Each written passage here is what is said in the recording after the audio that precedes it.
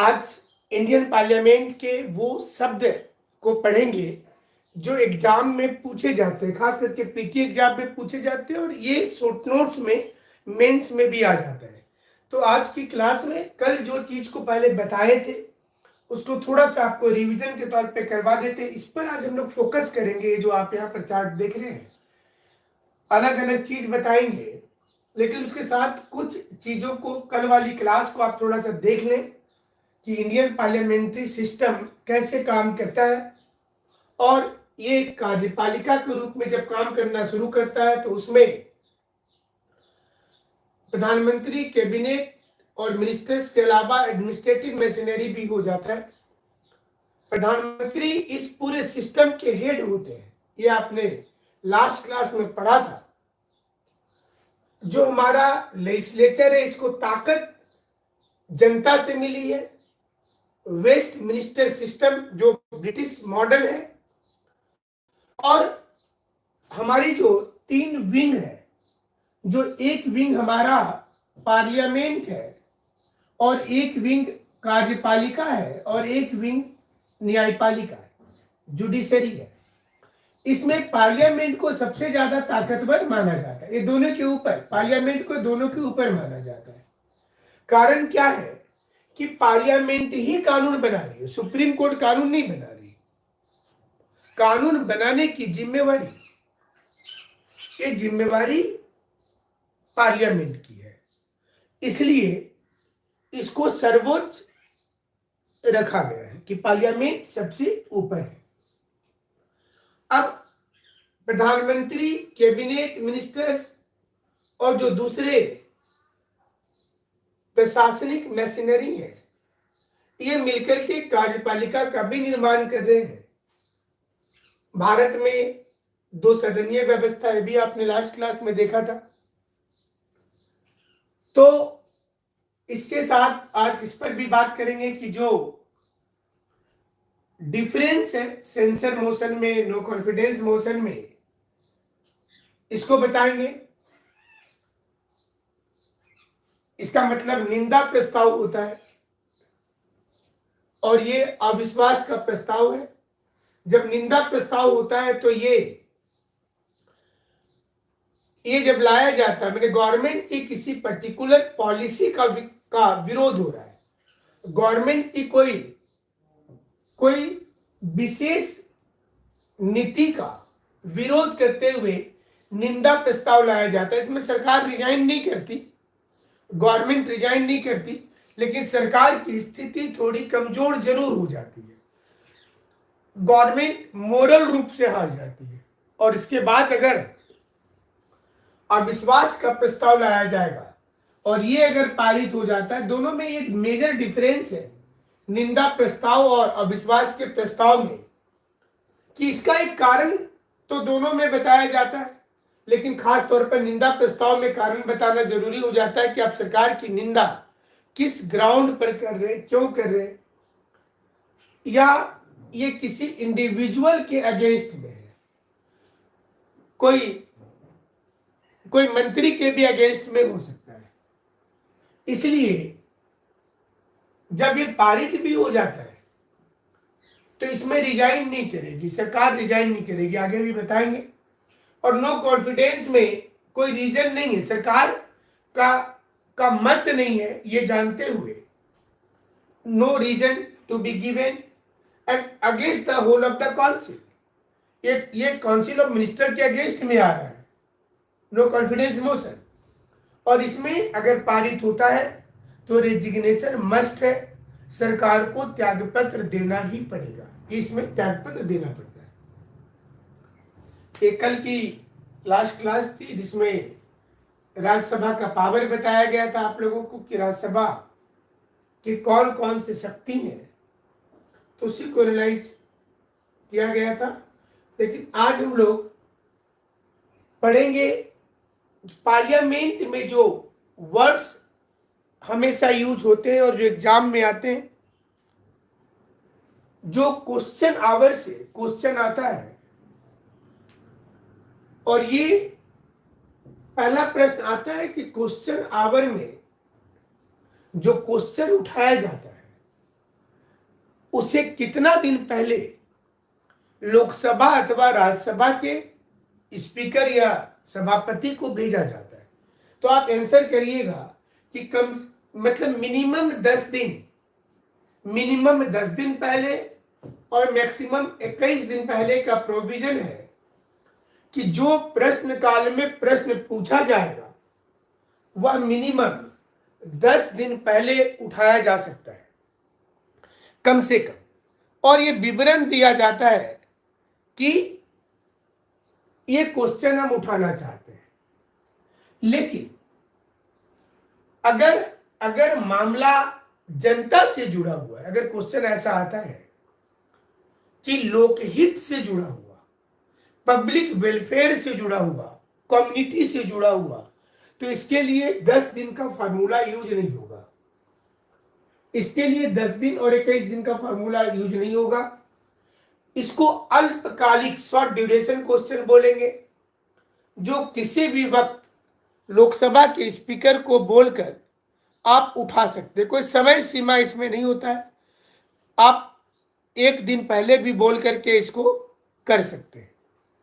तो question our जो है इसमें 10 दिन पहले का एक प्रावधान रखा गया है कि मिनिमम 10 डेज पहले आप क्वेश्चन लिख करके दे दें स्पीकर को।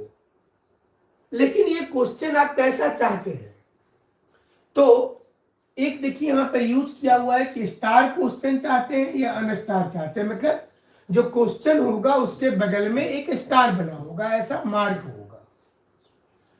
अगर आप स्टार क्वेश्चन, हालांकि ये भी लोकसभा के स्पीकर राज्यसभा के सभापति तय करेंगे कि आपका जो उत्तर दिया जाएगा वो स्टार होगा या नहीं होगा। स्टार क्वेश्चन का मतलब होता है कि उसका उत्तर आपको वर्बल मिलेगा। ये हमेशा ध्यान रखिएगा। स्टार का मतलब ओरल, स्टार का मतलब जैसे आप प्रैक्टिकल एग्जाम लिखते हैं वाइवा, उसी प्रकार का ये ओरल है। स्टार क्वेश्चन मतलब ओरल क्वेश्चन, ऐसे क्वेश्चन जिसका उत्तर लिखित में नहीं चाहिए। ये अब लिखित में उत्तर वाला अनस्टार्ड होगा, लेकिन लिखित में जिसका उत्तर नहीं चाहिए ये स्पीकर तय करेंगे। इसको स्पीकर तय करते हैं। राज्यसभा में राज्यसभा के सभापति तय करते हैं कि इसका उत्तर अगर लगता है कि ओरल देने से काम हो जाएगा तो इसको ओरल आंसर दिया जाता है। और ऐसे प्रश्न का पूरक प्रश्न होता है। मतलब आप जब बोलचाल में कोई आर्गुमेंट कर लेते हैं तो आप देखिएगा तर्क देकर के दूसरा क्वेश्चन भी पूछते हैं। तो ओरल क्वेश्चन के साथ में एक सब्स्टिट्यूट क्वेश्चन भी होता है। आप संतुष्ट नहीं होंगे तो इसमें एक फ्लो ऑफ द डायलॉग शुरू हो जाएगा। एक साइड से मंत्री जी जवाब देंगे, एक तरफ से जो इसने क्वेश्चन पूछा है। लेकिन आमतौर पर स्टार या अनस्टार क्वेश्चन के लिए 10 दिन पहले सूचना देनी पड़ती है। बहुत इंपॉर्टेंट क्वेश्चन है तो 10 दिन के बाद भी सूचना देने से काम चल जाएगा। ये ध्यान रखिएगा जरूर। अगर क्वेश्चन पूछा जाएगा कि प्रश्न काल में जो प्रश्न पूछा जाता है, आप जानते होंगे कि पहला घंटा संसद अगर शुरू ही हो रही है लोकसभा सुबह 9 बजे तो आमतौर पर तो 11 बजे होता है। लेकिन जिस दिन भी जितना बजे हो तो क्वेश्चन में आप आंसर टिक कीजिएगा कि पहला घंटा ही प्रश्न काल होगा। First hour is a question hour. और क्वेश्चन आवर में क्वेश्चन दो प्रकार का है, एक तारांकित एक अतारांकित। तारांकित का मतलब हो गया कि जिसका उत्तर ओरल देना है, और अतारांकित का मतलब हो गया कि जिसका उत्तर लिखित में देना है। तो ये लिखित में उत्तर आता कैसे? तो आप जब 10 दिन पहले क्वेश्चन आवर में क्वेश्चन पूछने के लिए भेजते हैं तो ये प्रश्न वहां से सेंट्रल सेक्रेटेरिएट में चला जाता है और उसके बाद वहां के जो सचिव होते हैं वो इस प्रश्न को राज्य के सचिवालय को भेज देते हैं। जैसे अगर आप पूछना चाहते हैं कि इस बार सब्सिडी कितने लोगों को अलग अलग राज्यों में दिया गया है। जो आप डेटा देखते हैं कि पैसा भेजा गया, राज्य ने खर्च नहीं किया, ये डेटा सचिवालय से निकाला जाता है। जो स्टाफ सिलेक्शन कमीशन के जो पद होते हैं और जो जेपीएससी से भी बच्चे जाते हैं सचिवालय में जो चले गए, तो सचिवालय सेवा जो होती है उसमें ये प्रश्न के उत्तर वो लोग बेचते हैं और वही चीज मंत्री वहां पर पढ़ेंगे। एक क्वेश्चन आवर का मतलब है। तो तारांकित प्रश्न है या नहीं है, इसका निर्णय कौन करेगा? अगर क्वेश्चन आएगा तो कौन करेगा? तो लोकसभा का अध्यक्ष करेंगे इसका निर्णय, या राज्यसभा के सभापति करेंगे। चलिए आगे बढ़ते। अब अगर क्वेश्चन आता है कि अतारांकित प्रश्न जो है तो इसका उत्तर कौन देगा? इसका उत्तर संबंधित मंत्री देगा, और जो मंत्री बोलेगा उसे माना जाएगा कि सदन में रखा गया है ये। लेकिन इसमें आप इसमें सब्सिडियरी क्वेश्चन नहीं पूछेंगे। एक चीज और ध्यान दीजिएगा कि क्वेश्चन आवर में जिस क्वेश्चन को जगह नहीं मिला उसको अगर अल्पकालिक सूचना में, एक दिन की सूचना में पूछा जा रहा है, तो ये सोचिएगा अल्पकालिक प्रश्न जो होता है वो हमेशा मौखिक होता है, क्योंकि उसको लिखने का, डेटा कलेक्ट करने का टाइम नहीं है, तो हमेशा वो मौखिक होता है। तो पहला ये जो क्वेश्चन आवर था ये आपका क्लियर हुआ होगा। दूसरा जो 0 आवर है, कल भी जिस पर बात किए थे कि 12 बजे से 1 बजे के बीच का जो टाइमिंग होता है इसको संसद में 0 आवर कहते हैं। लेकिन यह भी ध्यान देना है कि जो 0 आवर है, ये 0 आवर संवैधानिक नहीं है, मैंने संविधान में इसका उल्लेख नहीं है। ये मीडिया ने 0 आवर को हाईलाइट किया कि 12 बजे से 1 बजे के बीच में इसको रखा जाता है। और इसमें शून्यकाल, इसलिए पूरे आप सोचेंगे कि संसदीय व्यवस्था में शून्यकाल किसकी देन है? तो भारत की देन है। ये भारत ने शुरुआत किया शून्यकाल का, पहला चीज। दूसरा कि क्या शून्यकाल में उठाए जाने वाले प्रश्न पर नोटिस देना जरूरी है? क्या शून्यकाल में उठाए जाने वाले क्वेश्चन पर कोई नोटिस देना जरूरी है? तो आप उसका उत्तर जानेंगे कि 1990 के पहले, बिफोर 1990, 1990 के पहले शून्यकाल में कोई क्वेश्चन उठाया जाता था तो इसके लिए भी एक नोटिस दी जाती थी। 1990 के पहले इसके लिए भी एक नोटिस का प्रावधान था, लेकिन 1990 के बाद इस प्रक्रिया को खत्म कर दिया गया और ये रखा गया कि 0 आवर में कोई भी क्वेश्चन जो जनता से जुड़ा हुआ है, जिसमें आपको क्वेश्चन आवर के स्टार अथवा एन स्टार में जगह नहीं मिल रहा है, तो उस क्वेश्चन को आप उठा सकते हैं। तो इसको 0 आवर का क्वेश्चन कहा जाता है। ये 12 बजे से लेकर के हो जाता है। अगला प्रश्न ये आता है कि 0 आवर में कुल मिलाकर के कितना प्रश्न पूछा जा सकता है? So what should be the limit in the 0 hour? ये जो परंपरा भारत में है कि 0 आवर में कुल कितने प्रश्न पूछे जा सकते हैं। अगर ये क्वेश्चन आता है तो आप उत्तर लिखेंगे कि 0 आवर में कुल मिलाकर के 20 प्रश्न ही मैक्सिमम पूछ सकते हैं। 0 आवर में कुल मिलाकर के 20 प्रश्न ही मैक्सिमम पूछ सकते हैं, इससे ज्यादा प्रश्न नहीं पूछा जा सकता है। ये 0 आवर में 20 प्रश्न ही आपको याद रखना है कि पूछा जा सकता है। एक यहां पर क्वेश्चन में के समय में एक होता है हाफ आवर का डिस्कशन। देखिए यहां पर हमने मेंशन किया हुआ है, ये जगह लाइन पर हाफ एन आवर डिस्कशन। आधे घंटे की चर्चा क्या होती है? क्वेश्चन आएगा अगला, आधे घंटे की चर्चा क्या होती है? तो आपको, और ये किस दिन होती है? दोनों चीजें। आधे घंटे की चर्चा क्या होती है? तो सदन में जो उत्तर दिया जा रहा है स्टार या अनस्टार क्वेश्चन के माध्यम से, दो ही प्रकार के प्रश्न चल रहे हैं। जो मंत्री उत्तर दे रहा है उस उत्तर से अगर सदन खुश नहीं है, उस उत्तर से अगर सदन खुश नहीं है तो वो मांग कर सकता है कि हमें आधे घंटे का चर्चा करवाइए, इस मुद्दे पर चर्चा करवाइए, क्योंकि इसमें हम खुश नहीं हैं, हमको इस उत्तर पे डाउट नजर आ रहा है। तो ये आधे घंटे का चर्चा अगर स्पीकर चाहे तो कर सकते हैं। मतलब जो जानकारी चाहिए अगर वो जानकारी नहीं मिल रहा है, लेकिन अब क्वेश्चन ये है कि क्या आधे घंटे की चर्चा उसी दिन कराई जा सकती है? आधे घंटा का चर्चा के लिए कम से कम 3 दिन पहले,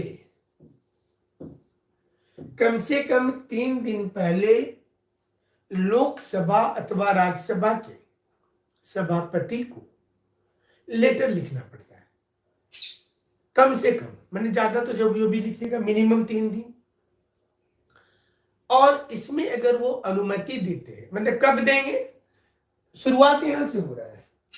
कोई प्रश्न अगर स्टार क्वेश्चन है जिसमें ओरल आंसर मिल रहा है कि किसान आंदोलन से कितने रुपए का घाटा हुआ देश को, मंत्री जी जवाब दे दिए। और अगर इसको अनस्टार्ड क्वेश्चन में रखे तो डेटा पेश कर दिया। तो जो डेटा आप चाह रहे थे वो मिला कि नहीं मिला, आपको संतुष्टि हुई या नहीं हुई। नंबर 2, क्या आप उत्तर से रिलेवेंसी की ओर जाते हैं? क्या वांछनीय जानकारी दी गई है? जो आपके जमसन में था, क्या वो जानकारी दी गई है? आपको लगता नहीं दिया गया? तो अब तो आप तो मांगे थे उत्तर, लेकिन सही उत्तर नहीं मिला, तो आप उसी मुद्दे को स्पीकर को चिट्ठी लिख करके या फिर राज्यसभा के सभा जहां पर यह प्रश्न उठाया जा रहा है, चिट्ठी लिख करके आप ये मांगेंगे कि इस पर आधे घंटे का चर्चा करवा दीजिए, हाफ एन आवर डिस्कशन चाहिए, हम उत्तर से संतुष्ट नहीं है, आधा घंटा का चर्चा चाहिए। तो 3 दिन पहले देंगे तो इसको एक्सेप्ट किया जाएगा। अब ये लोकसभा में ये रूल है कि आधे घंटे की चर्चा मंडे, वेडनेसडे और फ्राइडे, इसमें से कोई दिन होगा। लोकसभा में क्वेश्चन आएगा ना, आधे घंटे की चर्चा किस दिन होती है, तो या तो सोमवार को या बुधवार को या शुक्रवार को। कब होती है? जब किसी क्वेश्चन पर संबंधित संसद सदस्य को लगता है कि उनको वो जानकारी नहीं मिला जो मांग रहे थे, तो वह आधे घंटे की चर्चा की बात कर सकते हैं और वो आधे घंटे की चर्चा शुरू होती है। लेकिन राज्यसभा में किसी भी दिन हो सकता है, लोकसभा में ये 3 दिन और राज्यसभा में किसी भी दिन। राज्यसभा में ये किसी भी दिन चर्चा कराया जा सकता है, ये याद रखिएगा। इसके आधे घंटे की चर्चा के बाद एक चर्चा होता है जिसको बोला जाता है शॉर्ट ड्यूरेशन डिस्कशन। अब ये क्वेश्चन आएगा, अल्पकालिक चर्चा क्या होता है? ये होता है 2 घंटे का। ये दोनों में डिफरेंस पहला जान लीजिए। एक तो आधे घंटे की चर्चा थी और एक शॉर्ट ड्यूरेशन चर्चा है जो 2 घंटे की चर्चा है, क्योंकि इसमें सार्वजनिक महत्व के मामले के लिए बहस होता है और ये अध्यक्ष के ऊपर होता है। लोकसभा और राज्यसभा में अध्यक्ष के ऊपर होता है कि शॉर्ट ड्यूरेशन डिस्कशन को वह वीक में किस दिन जगह दे। ऑन विच डे स्पीकर और chairman of Rajya Sabha allows to discuss the matter. इस पर डिबेट होता है। Short duration discussion is a type of debate. ये बहस होगा किसी मुद्दे पर। आप देखते होंगे कि सदन में बहुत से लोग डिमांड करते हैं कि इस पर आप चर्चा करवाइए, आंसर मत दीजिए, चर्चा करवाइए। 2 घंटे की चर्चा की बात करते हैं। शॉर्ट ड्यूरेशन डिस्कशन का मतलब है कि 2 घंटा चर्चा होगा, और आधा घंटा का मतलब हो गया वो 3 दिन पहले नोटिस देकर के कर सकते, जिसका उत्तर दे दिया गया। और ये ऐसा मसला होता है जिस पर सार्वजनिक महत्व के लिए ये जरूरी है, और 1 सप्ताह के अंदर कोई भी 3 दिन लोकसभा का स्पीकर या फिर राज्यसभा का चेयरमैन अलाउ कर देगा। वो अलाउ कर देगा कि चलिए ये 3 दिन हम दे रहे, आप डिस्कशन कीजिए। और उसमें जो पब्लिक वेलफेयर को लेकर के, देखिए संसद की whenever we talk about parliament, it deals with the public welfare. The law which is framing there, that is for the welfare of the people. Logic यही है कि जो बहस भी हो रहा है वो आप ही के लिए हो रहा है, जनता के लिए हो रहा है। उसके पीछे यही उद्देश्य छिपा हुआ है कि जनता क्या चाहती है, और जनता जो चाहती है वो सरकार बोलती है हम देंगे। और इसके बाद आ जाता है एक जिसको बोलते हैं स्थगन या काम रोको प्रस्ताव। ये काम रोको प्रस्ताव एक प्रकार का चैलेंज होता है गवर्नमेंट को। तो लिखिएगा पहला कि जो स्थगन प्रस्ताव होता है, मोशन या काम रोको प्रस्ताव होता है, इसके लिए कम से कम पहला लाइन लिखना है कि 50 मेंबर का लिखित सिग्नेचर चाहिए। क्वेश्चन आएगा कि काम रोको प्रस्ताव के लिए कितने सदस्य की सहमति आवश्यक होती है। काम रोको प्रस्ताव के लिए, स्थगन प्रस्ताव के लिए कम से कम 50 सदस्यों का सहमति आवश्यक होती है। और अगर ये पारित हो गया, काम रोको प्रस्ताव पारित हो गया, तो गवर्नमेंट को रिजाइन करना पड़ सकता है मोरल ग्राउंड पर।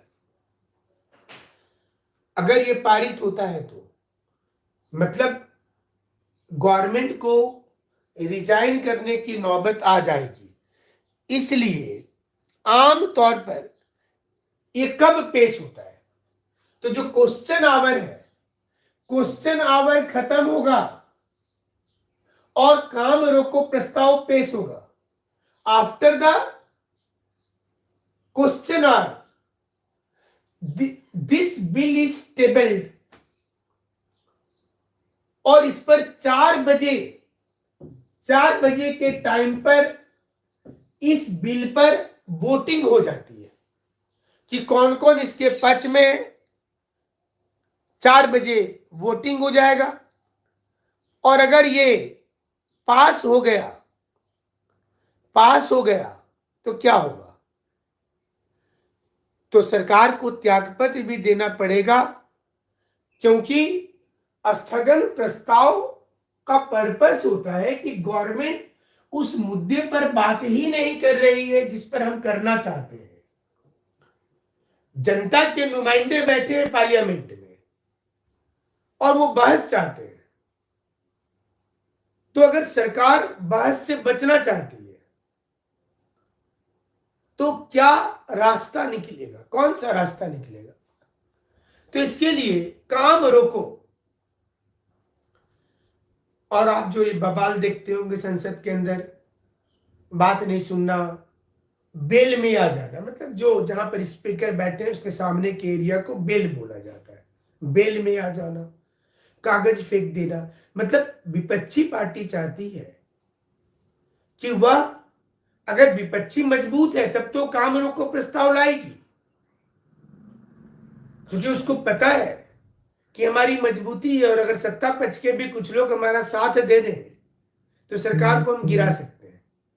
तो काम रोको प्रस्ताव ये बताता है कि सरकार के ऊपर भरोसा नहीं है देश को, इसलिए चूंकि जनता के ही लोग बैठे हैं तो वो चाहते हैं कि एक इसमें प्रस्ताव लाया जाए जो सदन को स्थगित करने के लिए हो, इसलिए बहुत इंपॉर्टेंट है। लेकिन उसके लिए नियम है कि कम से कम 50 मेंबर लिखित दे कि हम लोग स्थगन प्रस्ताव चाहते हैं, 50 मेंबर कम से कम दे, और 50 मेंबर जब दे देगा तो प्रश्नकाल जैसी समाप्त होगा ये पेश हो जाएगा। 4 बजे या तो वोटिंग हो जाएगी या विचार विमर्श शुरू होगा कि इस पर क्या करना है।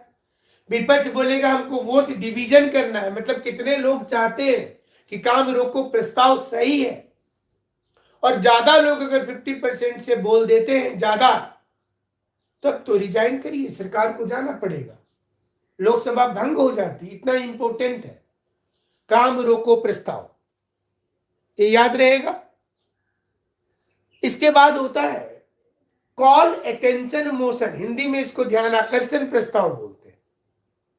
ध्यान आकर्षण प्रस्ताव जिसमें अध्यक्ष की पूर्वानुमति के बिना इसको प्रस्तुत नहीं करेंगे, ये भारत में ही शुरू किया है, और जैसे ही ध्यान आकर्षण प्रस्ताव आया काम रोको सीमित हो गया।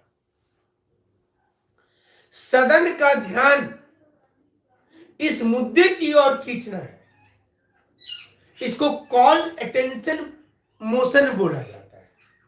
ध्यान आकर्षण प्रस्ताव, काम रोको और ध्यान आकर्षण प्रस्ताव में डिफरेंस है। ध्यान आकर्षण प्रस्ताव को लोकसभा के स्पीकर से परमिशन लेकर के आप ला सकते हैं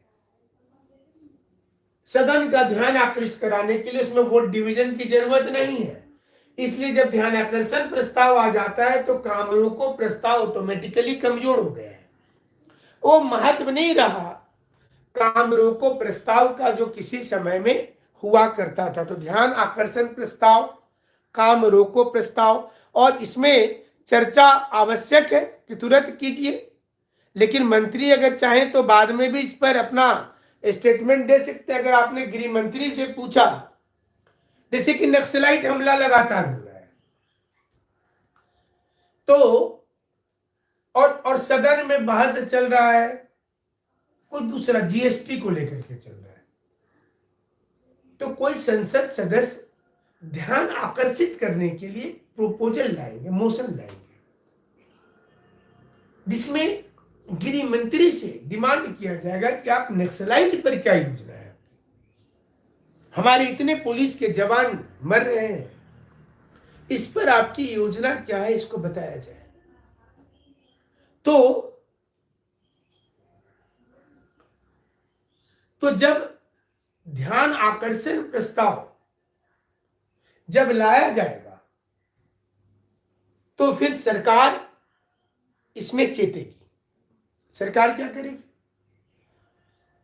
कि उस मुद्दे पर बहस करवाना उनके लिए जरूरी हो जाएगा, और जैसे ही जरूरी हो जाएगा तो ध्यान आकर्षण प्रस्ताव की संकल्पना सक्सेस होगी, काम रोको वहां पर रुक जाएगा। कभी कभी इस पर एक औचित्य प्रश्न का संकल्पना आता है, मतलब कि आपका रिलेवेंसी क्वेश्चन,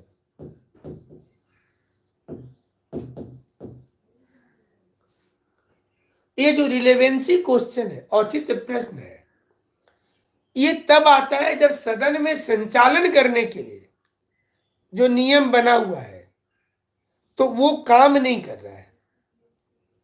हालांकि कोई रूल का जब वायलेशन होता है, तो जब रूल का वायलेशन होगा, कोई भी नियम का जो पार्लियामेंट के अंदर रूल्स दिया गया है, तो उसमें पूछा जाता है कि क्या ये रिलेवेंसी है, क्या ये सही है, सटीक है, क्या ये जरूरी था इस समय में। तो ये जो रिलेवेंसी क्वेश्चन होता है एक व्यक्ति उठाएंगे, हालांकि इस पर बहस नहीं होती है, सिर्फ एक क्वेश्चन उठा दिया जाता है, इसको औचित्य प्रश्न बोला जाता है, औचित्य प्रश्न। ये इस प्रकार के जो क्वेश्चन होते हैं आम लोकसभा अथवा राज्यसभा के नियम टूटने के बाद इनको किया जाता है, ऐसे क्वेश्चन को। और कभी कभी लोकसभा का नियम 377 पूछा जाता है पीटी में, जिसमें कि जो क्वेश्चन प्रश्नकाल के दौरान नहीं उठाया जाता है और आधे घंटे के बहस में जिसको शामिल किया गया, तो उसको राज्यसभा में भी उठा सकते हैं। मतलब लोकसभा के साथ नियम 377 कुछ क्वेश्चन लोकसभा के साथ पैरेलली राज्यसभा में भी उठाया जाता है, जो क्वेश्चन आवर में नहीं है, लेकिन उस क्वेश्चन को पब्लिक इंटरेस्ट का समझा जाता है। तो रूल 377 के द्वारा ऐसे प्रश्न को एक प्रकार का नोटिस क्वेश्चन बोला जाता है, ये सूचना प्रश्न है, जिसको लोकसभा और राज्यसभा में उठाया जा सकता है किसी भी समय चर्चा के लिए। और एक अल्पकालीन चर्चा, जो अभी आपको हमने बताया भी था कि वो कोई विशेष चीज है, तो गैर सरकारी मतलब जो गवर्नमेंट में नहीं होते, ऐसी चर्चा मंगलवार और गुरुवार को, ट्यूसडे एंड थर्सडे, ये 2 दिन अल्पकालिक चर्चा जो प्राइवेट मेंबर होते, प्राइवेट मेंबर बिल का मतलब हो गया जो गवर्नमेंट में नहीं है और उसके अलावा किसी ने कोई टॉपिक उठाया है, प्राइवेट मेंबर, तो उसके लिए 2 दिन का समय रखा गया है, मंगलवार और बृहस्पतिवार को। 1953 से ये परंपरा चल रही है, 1953 से ये वाली, जिसमें कि अल्पकालीन चर्चा करवाना जरूरी हो जाता है।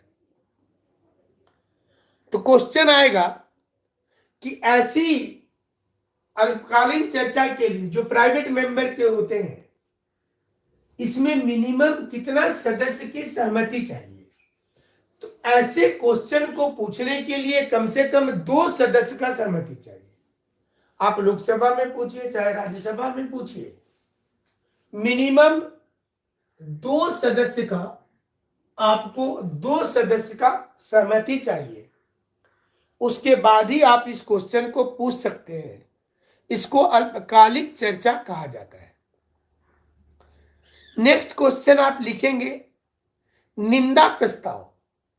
निंदा प्रस्ताव जिसको सेंसर मोशन कहते हैं। सेंसर मोशन सिर्फ लोकसभा में लाया जाएगा, ये राज्यसभा में नहीं लाया जाता है। निंदा प्रस्ताव सिर्फ लोकसभा में लाया जाएगा। और इसमें जो अभी आपको बताए थे शुरू में कि निंदा प्रस्ताव का पर्पस सरकार की किसी भी पॉलिसी को लेकर के विपक्षी पार्टी नाराज है तो वो एक निंदा करती है, जो आपको यहां पर हमने अभी बताया था। एक कारण बताते हुए आपको सरकार की निंदा करते हैं, क्रिटिसिज्म करते हैं, तो ये सेंसर मोशन होता है, जिसमें अगर पास हो गया तो लोकसभा में अगर पारित हो गया तो सरकार के ऊपर एक दबाव आ जाएगा, मोरल ग्राउंड पर एक दबाव आ जाएगा। गवर्नमेंट नैतिक रूप से कमजोर हो जाती है, रिजाइन नहीं करेगी, लेकिन एक मन में डर आ जाता है कि निंदा प्रस्ताव पारित हो गया, मतलब सरकार से ज्यादा सदन के लोग नाराज हैं, तो विपक्षी पार्टी क्या करता है, जैसे सेंसर मोशन पास होगा तो जल्दी से वो अविश्वास प्रस्ताव ले आएगा, नो कॉन्फिडेंस मोशन। और अगर नो कॉन्फिडेंस मोशन पास हो गया तो यहां पर पूरी मंत्रिमंडल को रिजाइन करना है, तब रिजाइन करना जरूरी हो जाएगा। निंदा प्रस्ताव में रिजाइन नहीं करेंगे, बल्कि जैसे ही अविश्वास का प्रस्ताव, दो प्रस्ताव, सरकार अगर बहुत मजबूत है तो वो कोई बिल पास कराने के लिए पहले कॉन्फिडेंस मोशन ले आएगी, जिसको विश्वास का प्रस्ताव कहते हैं। मतलब पूरे हाउस का हमारे ऊपर विश्वास है, ये गवर्नमेंट लाएगी। वो विश्वास प्रस्ताव लाके बताना चाहती है कि हमारी मेजॉरिटी है और ज्यादा लोग हमें चाहते हैं।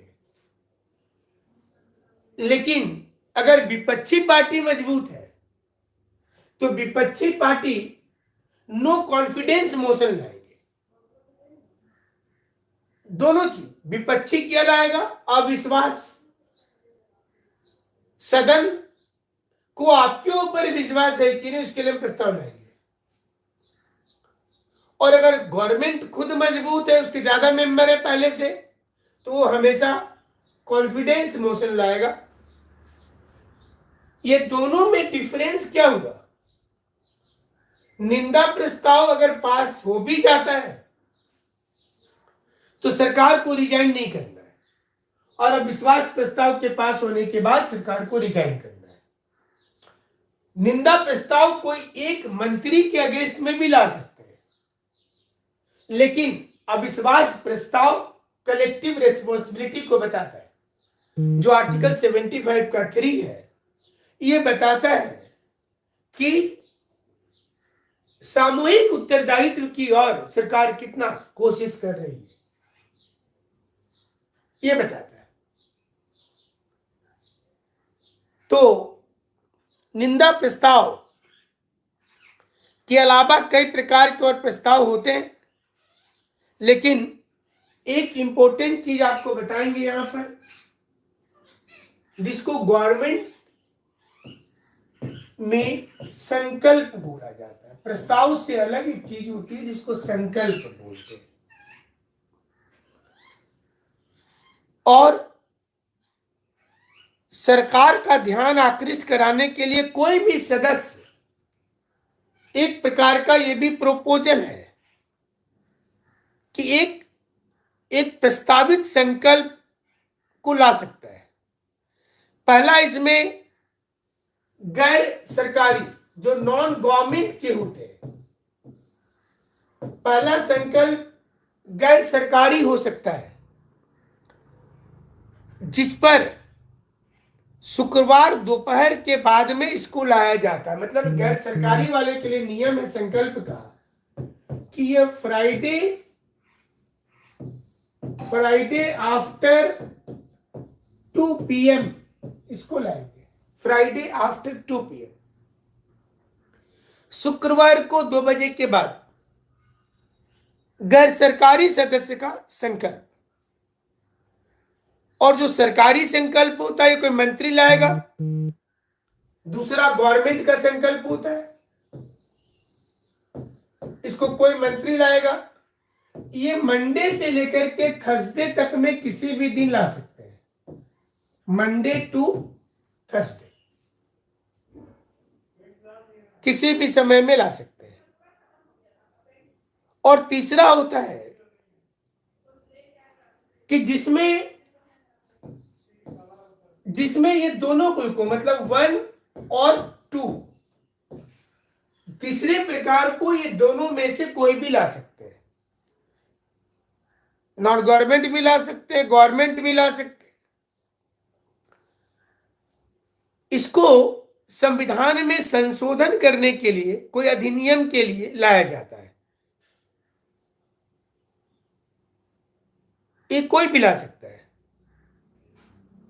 तो ये एक्चुअली में क्या है, ये संकल्प क्या है, तो संकल्प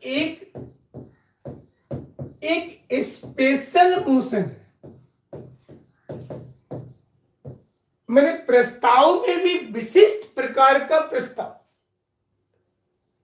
संसद में संकल्प की अवधारणा ये विशिष्ट प्रकार का प्रस्ताव है।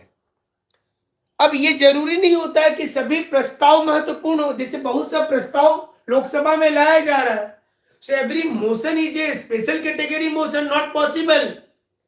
तो जो प्रस्ताव कुछ लगता है कि विशेष है, तो प्रस्ताव से अलग करके विशिष्ट मोशन, स्पेशल मोशन जो होगा उसको संकल्प बोलेंगे। मोशन में और संकल्प में क्या डिफरेंस हुआ?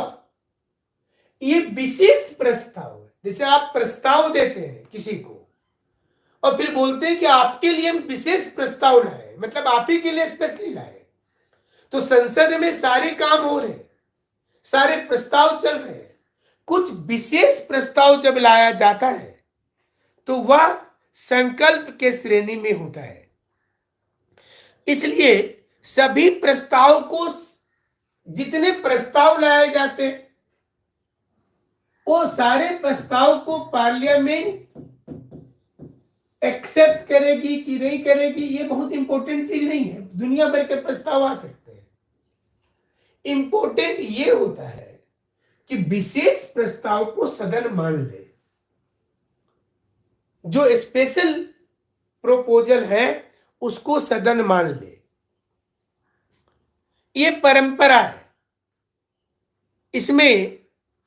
और इसके अलावा भी बहुत से वर्ड हैं जिसमें विशेषाधिकार प्रस्ताव अगर देखिएगा तो आप पहला तो आप लिखे कट मोशन जो होता है, जिसको कटौती प्रस्ताव कहते हैं। ये कट मोशन सरकार के इरिलेवेंट एक्सपेंसेस को कंट्रोल करने के लिए है। गवर्नमेंट की जो डिमांड है वो बढ़ती जा रही है, वो अपने मन से खर्चा कर रहा है, वो सदन से नहीं पूछता। तो सदन के लोग नाराज होकर के एक कट मोशन लाते हैं, कटौती प्रस्ताव लाते हैं। और इसमें एक होता है पॉलिसी कट। इसमें पहला होता है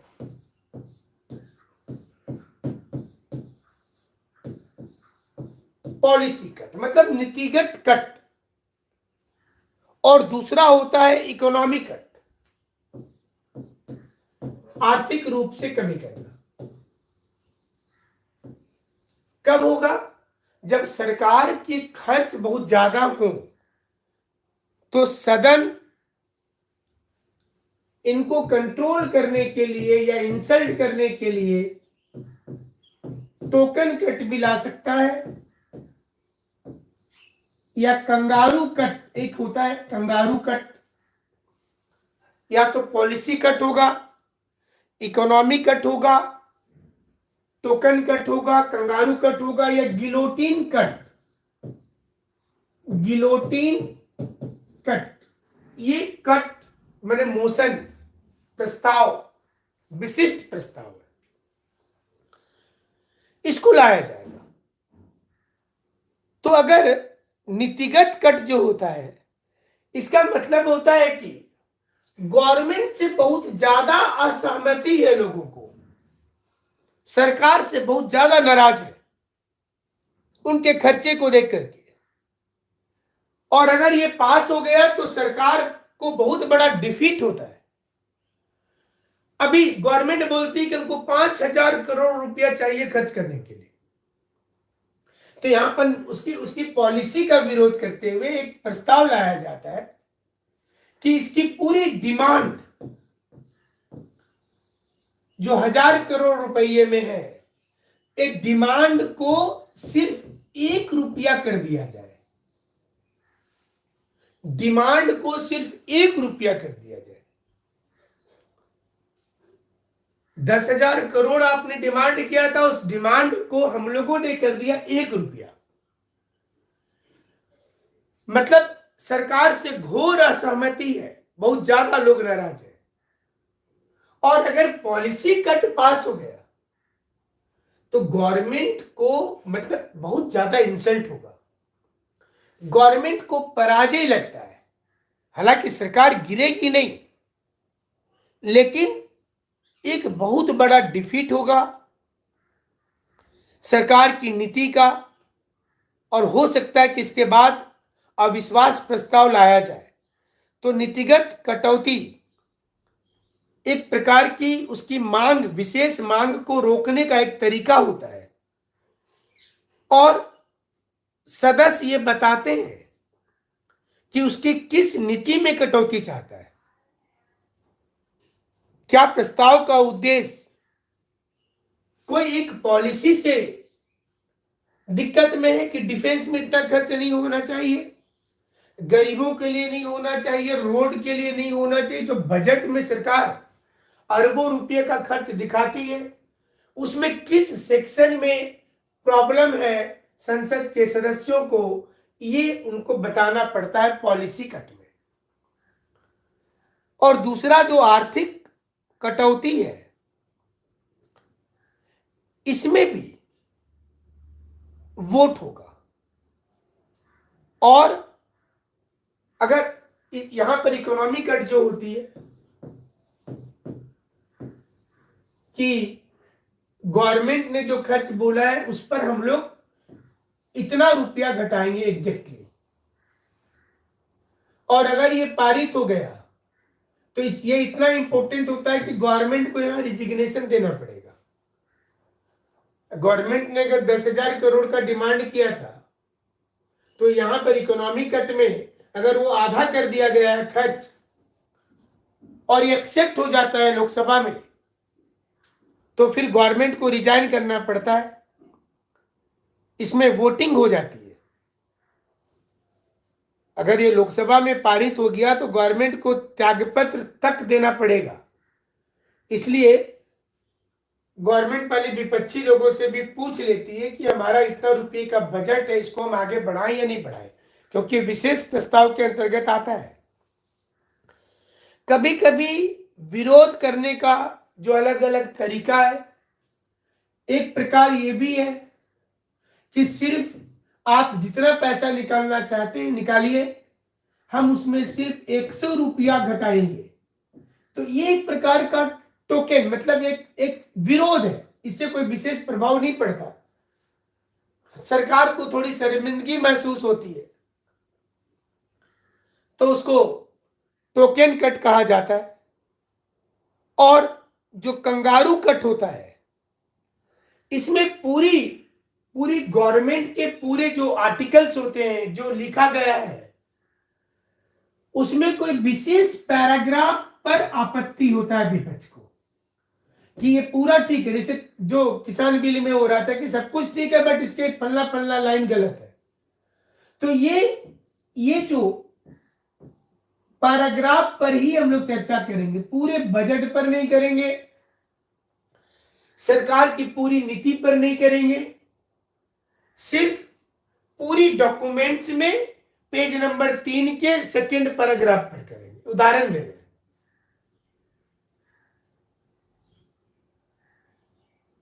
कि इसको कंगारू कट बोला जाता है हमारे पॉलिटिकल सिस्टम में, कि कोई पर्टिकुलर जो टर्म है उस पर,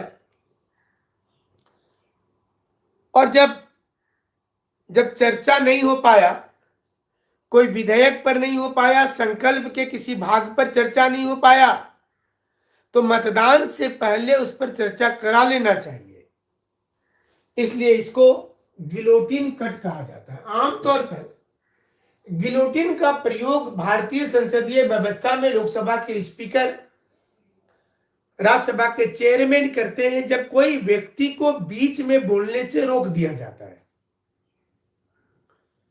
आप अगर क्वेश्चन गलत पूछ रहे हैं, सदन का समय बर्बाद कर रहे हैं, तो आपका स्विच ऑफ किया जा सकता है, आपके प्रश्न को कैजुअल लिया जा सकता है, दूसरे कोई को बोलने दिया जा सकता है कि आपकी बात को कोई नहीं सुने। इसको भी संसदीय व्यवस्था में गिलोटिन कहते हैं। लेकिन कभी कभी सदस्य अड़ जाते हैं कि ये भाग में चर्चा करना चाहिए था, एक चर्चा नहीं किया गया, एक चर्चा जरूरी था। तो यहां पर चर्चा करने के लिए गिलोटिन व्यवस्था को अपनाया गया है, जिसमें कि गिलोटिन व्यवस्था में वोटिंग के पहले उस पर्टिकुलर पैराग्राफ पर चर्चा करवा लीजिए।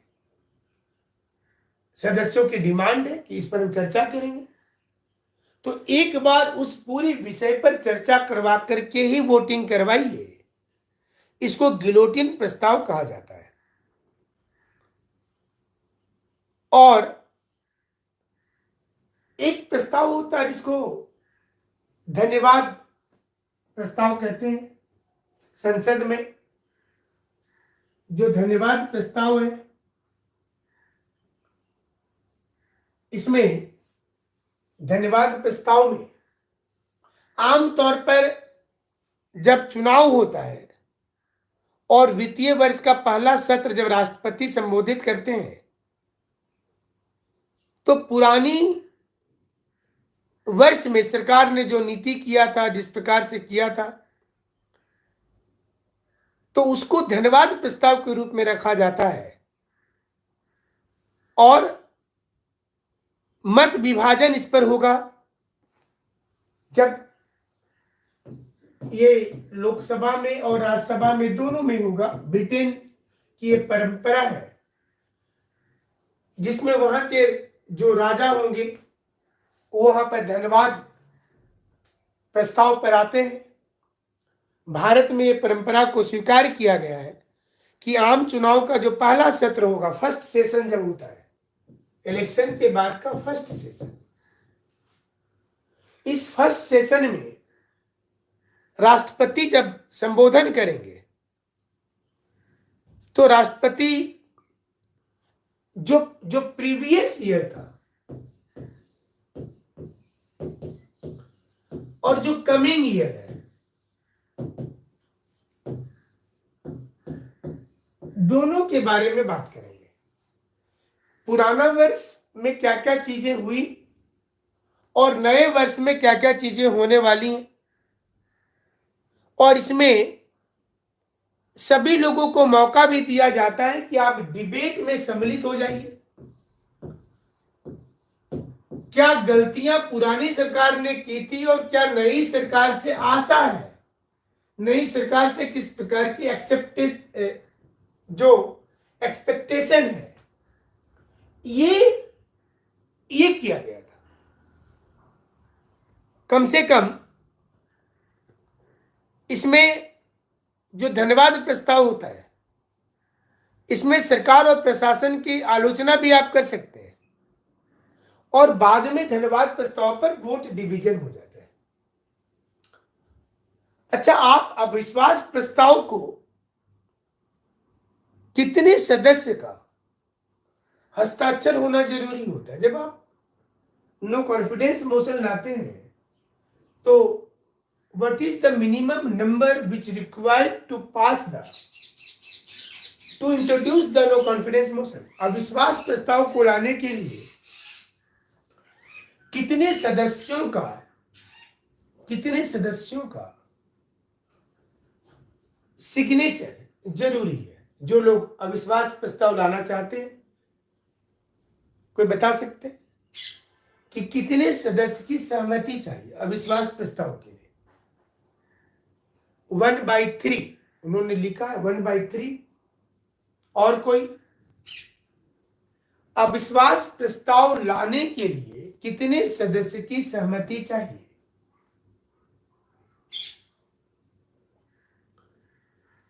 सही उत्तर होगा 1/10।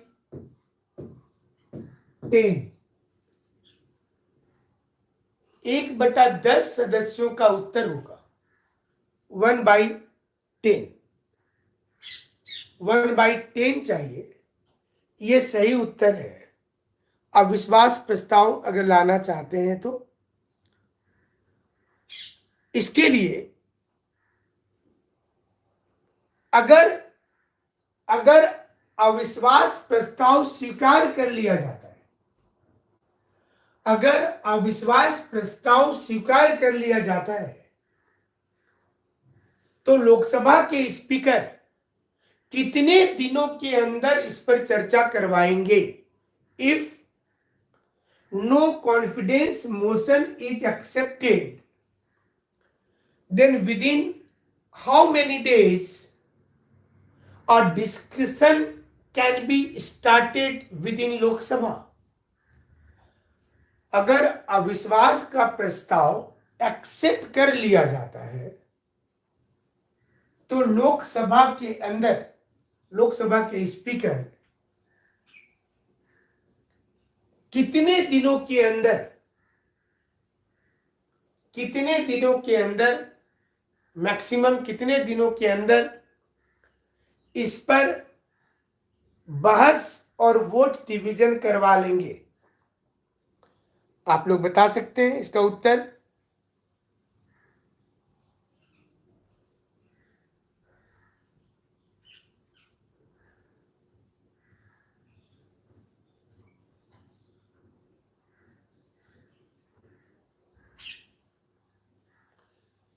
एक महीना और कोई 14 दिन और कोई?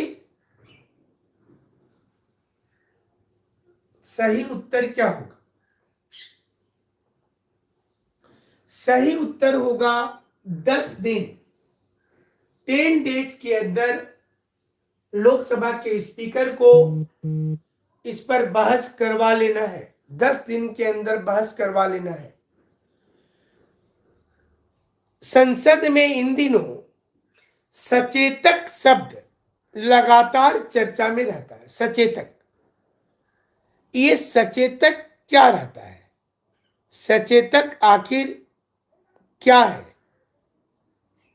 लोकसभा राज्यसभा में सचेतक शब्द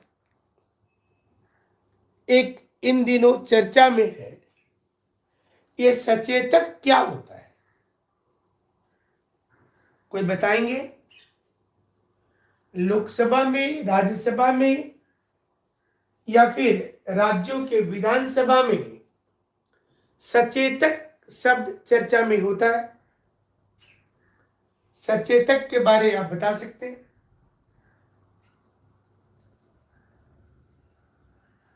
जब चुनाव होता है तो प्रत्येक पार्टी को कुछ सीट मिलती है, किसी को नहीं मिलता है, अनेक पार्टी को मिलता है।